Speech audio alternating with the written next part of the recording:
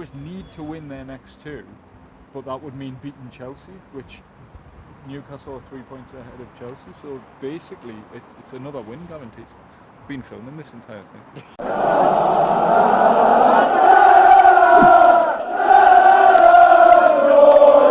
Geordie Journo's outside a very sunny St James's Park. The sun is shining on Newcastle United and Eddie Howe and all his players, because they've just beat Chelsea 2-0 to take a massive leap forward in their battle for Champions League qualification, up to third in the table. 2 games left to go.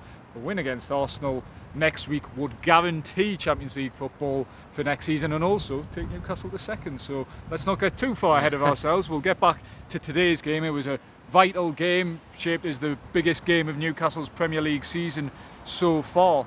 And yeah, I mean, got off to a great start, Jordan. Chelsea reduced to 10 men. I thought maybe that changed the momentum a little bit, weirdly, in Chelsea's favour.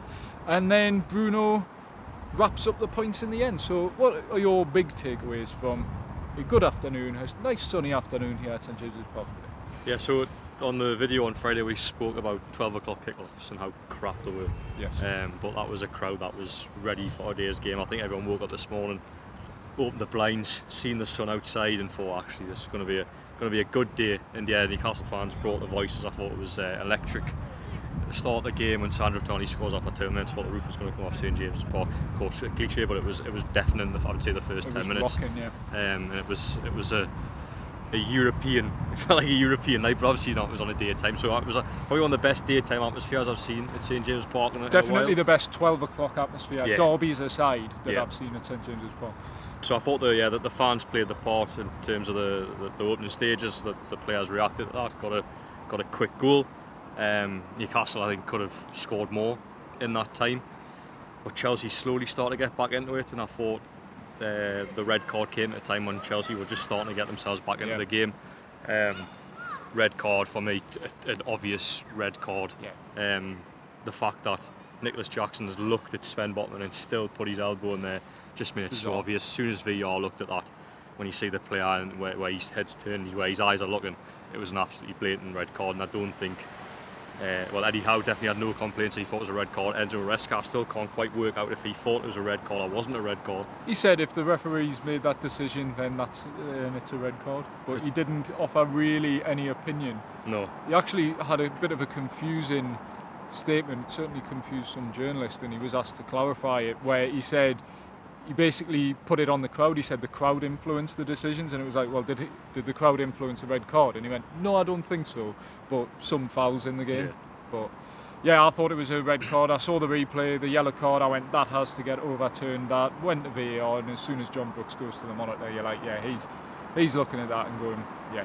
Nicolas Jackson looks at Sven Botman, who I thought was very good on his return, by the way, before he went off after 55 minutes, just as a precaution, it sounds like. But yeah, red card, and I thought it actually changed the momentum of the game. Like you say, Chelsea were getting back into it, and I thought they were actually really good. Yeah, they were. Chelsea in the second half, and actually really took the game to Newcastle. It looked like Newcastle were the team with 10 men in the second half at times.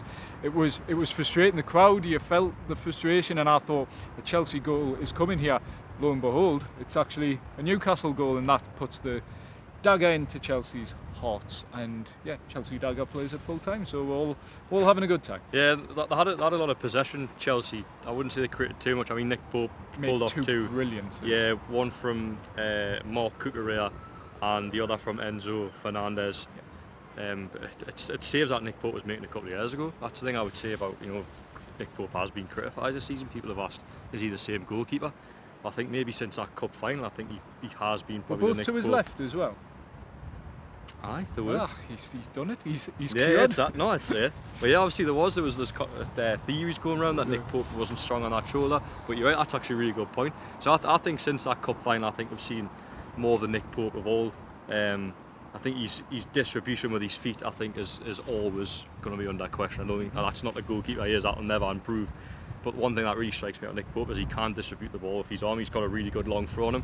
And when that first opening stage when Newcastle were on top of Chelsea, it was Nick Pope with his quick throws that actually set Team Livermore away a couple of times. So No, for me, I actually thought he was Newcastle's man of the match today, Nick, but because of them 2 saves. I think when you're in that situation where you're not being peppered and you've got to stay alert and to make 2 big saves there, I think it's really hard to keep concentrated, and he did. And he was doing that 2 years ago, so I think he was probably my man of the match. It seems silly in a 2-0 win, but them 2 saves for me were game changing really, because if that goes in, you don't know how the flow of the game's going to go. Chelsea would have momentum at that point. So no, big credit to him. And I think Dan Burn was probably the other one where he got the official man of the match, I believe. But first half, got assist for Bruno. Yeah, he did that. Pressed high. Lots of energy. I think for a big bloke to be able to press into midfield like that and go touch tight to the Chelsea players, I thought was really impressive. In the second half, he had to drop deeper in terms of the flow of the way the game went. He had to drop deeper, but won his headers. So a top performance from him. It was just I don't think it was a great performance overall from Newcastle. I think it was probably a good about half an hour. Yeah. Good half an hour. But realistically, it just doesn't matter. They got the result that they needed, and then now 1 win away from Champions League qualification. Yeah. It's not an excuse as such, and it definitely shouldn't be used as one. But I think 10 men does derail things slightly. Your game plan goes out the window. Chelsea's game plan obviously changes. In Newcastle, you plan all week to play against 11 men and have a certain setup. And Newcastle, I thought, set up really well today with the 5 at the back. Always seems to, this season anyway, comes out for the big games, doesn't it? Yeah. We saw against Arsenal. I thought Sven Botman on his return, like I said before, very, very strong. Dan Burn, obviously, and then Fabian Schär probably had one of his better games in recent weeks, probably since the cup final. So yeah, I thought Newcastle generally for about half an hour were really, really strong. They got a great goal. Sandro Tonali winning the ball high up. I thought Sandro Tonali for the first 30 minutes was excellent, and then dropped off a cliff a little bit in the second half. He was near players, but he couldn't tackle them. Yeah. He was there, but he couldn't do it. Yeah. It was strange because he was brilliant for half an hour. I think I gave him a 9 out of 10 in my half-time player ratings, and then I think I ended up dropping him to maybe a 7 or 8 in the end. Obviously gets the goal and generally good overall, but yeah, his first half compared to his second half performance, and Newcastle in general, was a bit chalk and cheese, I thought. But yeah, you made a point about Tino Livramento as well at left back once again. As with the back 3, he just had so much license. It's like a 3-roll, wasn't it? He was like driving was through everywhere. The middle. He was on the right wing, on the left wing. He was the furthest man up the field. Sometimes he played through the middle. He was getting nosebleeds though, wasn't he? Because he got the ball in some areas in the box, and it's like just shoot like an actual striker would. Yeah. But he's almost like you see the cogs turning in his head, and he just doesn't quite. He's not used to being in those positions. You look at the goal he even scored against Wolves last season. He just ran it in, didn't he? Like bundled. Yeah. Just hit off him. Yeah. So yeah, that's the one thing with Tino Livramento. He got in some great areas today, great energy, and then in the second half it was a bit more disciplined, I thought, from him anyway. He kept back a little bit more. But yeah, we saw Anthony Gordon return. I thought he had a bright start, but then faded, taken off in the second half. Jacob Murphy, another assist for him. No, you've got to give him credit because he played in 3 different roles today. Yeah. I thought he was very good as well. That's the thing, he managed to maintain his attacking threat, if you like. Obviously the assist for the first goal, but then carried out his defensive duties as well. So it just sums him up as a player. I mean, you can't play him anywhere, but you know what I mean. If you ask him to do a job, he'll do it to the best of his ability. I should be seeing that today. I think it was when he went to right back in the back 4, there was a little jittery moments. Yes. I think Eddie Howe recognised that immediately and brought on Emil Kraft. Was Anthony Gordon that maybe? No. Was it? Yeah, it was. It was. Sorry, I'm thinking about the Lewis Miley substitution earlier. Miley for Botman. So that's when Newcastle moved away from the back 3, back 5, and then Miley came into midfield. And I thought the changes today were generally all right. I think they came at difficult points in the game where Chelsea were really pushing. I thought Emil Kraft came on and had a tough task up against Pedro Neto and Jadon Sancho, and Cucurella was bombing forward as well. He started to be a real attacking outlet for Chelsea in the second half. But I thought Emil Kraft, for what he is coming into the game, reliable, dependable guy. No, I agree. I mean, just on the formation, I actually thought in the way Newcastle set up, I thought it bamboozled Chelsea. Enzo Maresca. I think it took Chelsea 20 minutes to work out what Newcastle were actually trying to do, because they would have been planning all week, maybe not a week because they had a cup game on Thursday, but they would have been planning for a 4-3-3, whereas Newcastle, as I say, changed the back five. Team Livramento was playing everywhere. There was people like Dan Burns pushing it in midfield. I think Chelsea were a bit shocked by that. Yes. And it took them 20 minutes to work them out. And then I say once they did get a foothold in the game, the red card. I don't think it really changed anything, to be honest. I think Chelsea got better from the red card. Yeah, actually. no, that's what I think. But yeah, it doesn't. They didn't retest Nick Pope apart from them two good saves. So those were the only two real saves he had to make. Two very good saves. And yeah, I think the Bruno goal at the end, big deflection, but so satisfying, because I think if you're in the position Newcastle were in, taking the lead so early, having Chelsea reduced to 10 men 10 minutes before half time, something like that, to be in that position and be third in the table cruising, if you were to drop points from that position against 10 men at home, it would have been very disappointing. So it was like disaster avoided, but in the best way possible for Newcastle, because it's also such a massive boost to the Champions League hopes. And we've done this video, we're waiting for Nottingham Forest to finish, and if you said at the start of the weekend, okay, Villa winning is probably a blow in terms of the Champions League race for Newcastle in some ways, but if you said Manchester City would drop points to Southampton, already relegated, one of the worst Premier League teams ever, Nottingham Forest would drop points to Leicester City, and Newcastle would beat Chelsea, that is a perfect weekend, really. Near perfect. It's just that Villa win almost keeps them within touching distance of Champions League qualification, but massive that Chelsea and Forest play each other on the last day of the season. That's why, looking at the table, one more win will guarantee it pretty much, and might not even need that. But yeah, no, that's just on teams not dropping points, which I think they might be. I think Villa win both their games against the two Europa League finalists. Can't believe that. But that's 16th and 17th in the Premier League. Yeah, I mean, just think about it. Whichever team misses out on the Champions League this season, right? Say Nottingham Forest, for example, they've been there for the 35 games of the season, right? And they'll not get it, and they'll have to watch Europa League final, watch a team who finished 16th in the Premier, 16th, 15th in the Premier League get Champions League. Honestly, it's anyway. the beautiful game. Yeah, it is. It's not right. It's not right. The Europa League's been drossed this year. Yeah, it really has. It's winning trophies. That's what matters at the end of the day. No points for finishing second or anything like that. No one remembers the runners-up. But if you're Manchester United are top, you're not complaining. But I just think for a team that misses out to see that'll be. It makes them objectively have a better season. Whoever the winners are, than say a Nottingham Forest or something like that, or an Arsenal who will come second, get Champions League, but not have a trophy to show for it. It's just mad to think. It's a bit silly. They'll love that Leicester though. The fact that Leicester, like Southampton, have stunk the Premier League out this season, and have potentially stopped their biggest rivals from getting Champions League football. They'll love that. That's like Southampton celebrating yesterday because they're not the worst team in Premier League. You're getting 12 points. Leicester City will be celebrating the fact that Nottingham Forest might not get Champions League football based on the points they just dropped at home today. Yeah. What you're thinking now? Looking at the Premier League table, who do you think the top 5 are going to be? And in what order? Yeah, it's hard to call that. So I see the top 2 are sorted. Arsenal fell off Arsenal have fell off a cliff. We'll see what happens in the Arsenal-Liverpool game. I think Liverpool Anfield, even if they've won, I think it's front of your own crowd, so I'll be surprised to get a result there. I mean, there's a chance that the Man City or Newcastle could sneak second, but I am inclined to say I don't think Arsenal will do it.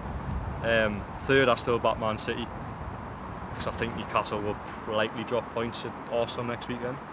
So I would go Man City third, Newcastle fourth, and then it's factoring the Chelsea and Nottingham Forest. I think they're going to kill each other. I think Villa are going to sneak in by beating Spurs and Man U, because those two teams in the Premier League won't care. Like, really, Chelsea, no one will want to get injured.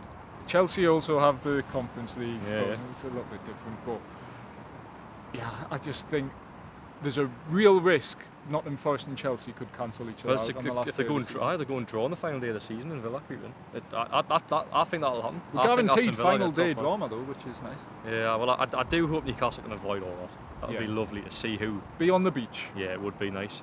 Because Everton, would be. They wouldn't want to.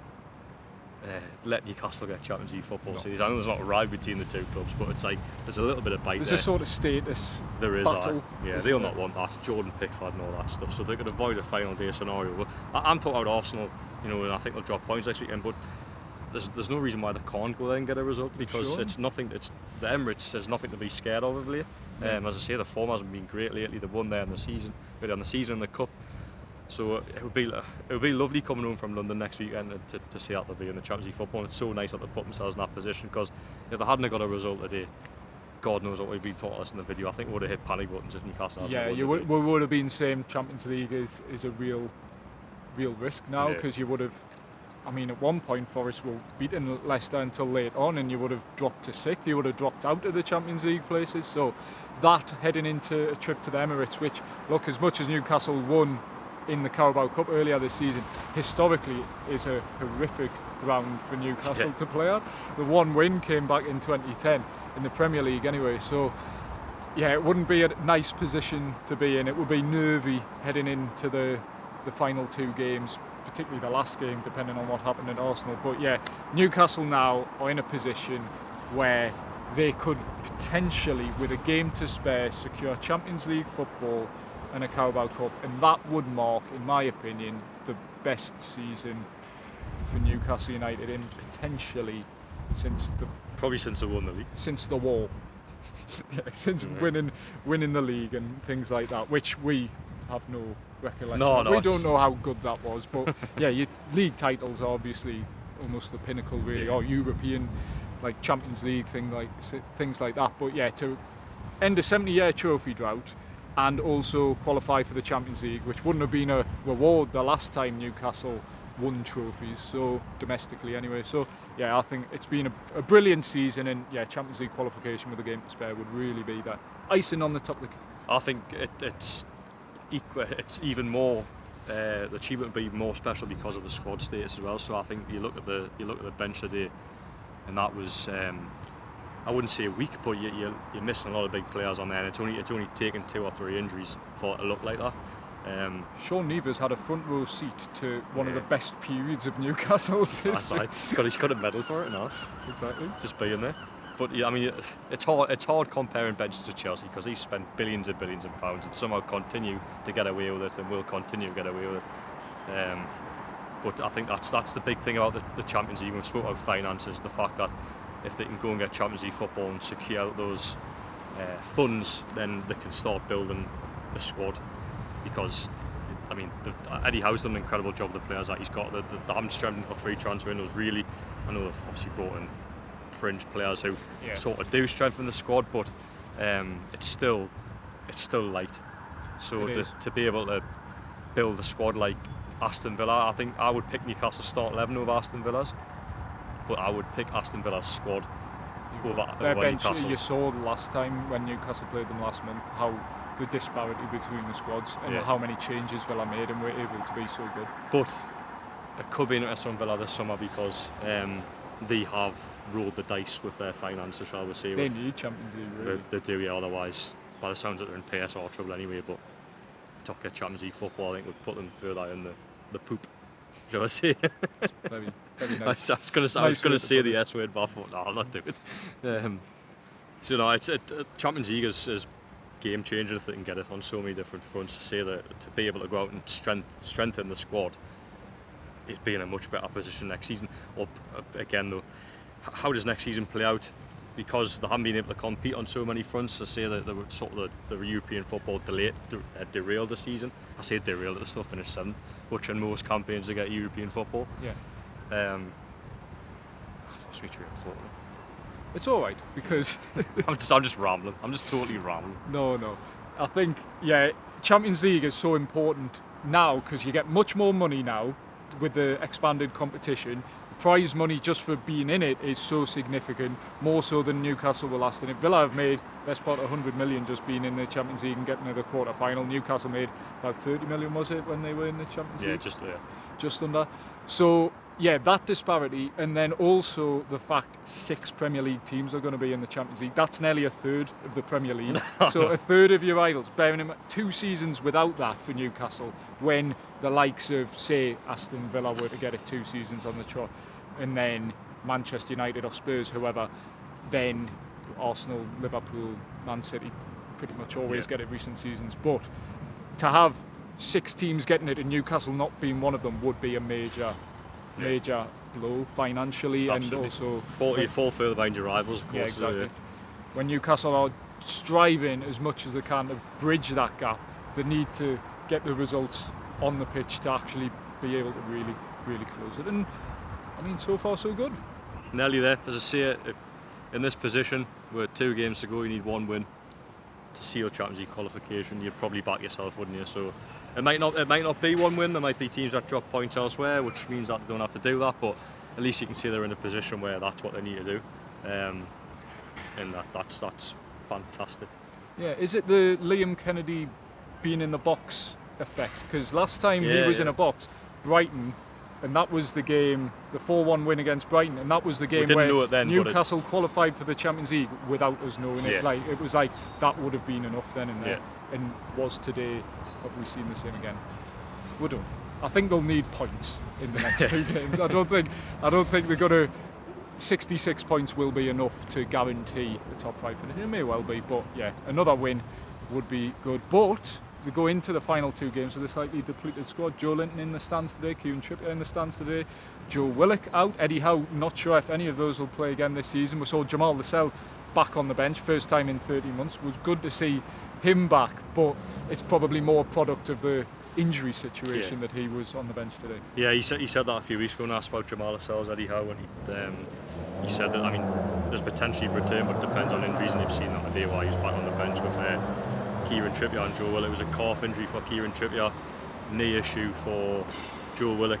They're both, the club think that they're both minor, but as I say, with 2 weeks of the season remaining, it's probably going to be difficult for them to return.